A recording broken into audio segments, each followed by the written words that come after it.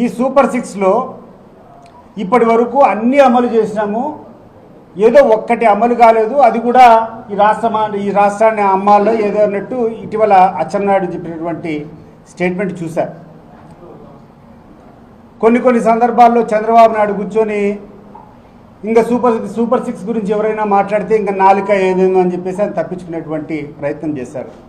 ఈ యొక్క సూపర్ సిక్స్లో one of the super six హామీ ఏంటంటే ఈ రాష్ట్రంలో ఉన్నటువంటి యువతకు అందరికి కూడా ఉద్యోగాలు కల్పిస్తాము.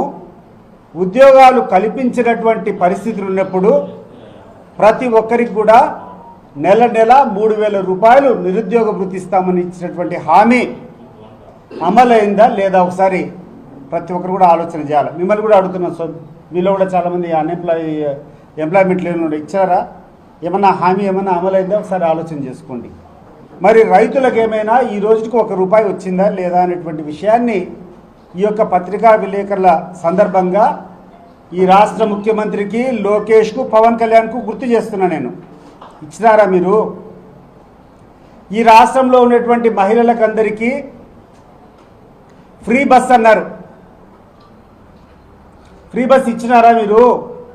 ఈరోజు ఏమైనా మహిళలు ఎక్కడంటే అక్కడికి ఎక్కితే, బస్సులో ఎక్కితే ఫ్రీగా వాళ్ళకి డెస్టినేషన్స్ వాళ్ళ గమ్యాలకు పోయేటువంటి పరిస్థితి ఉందా?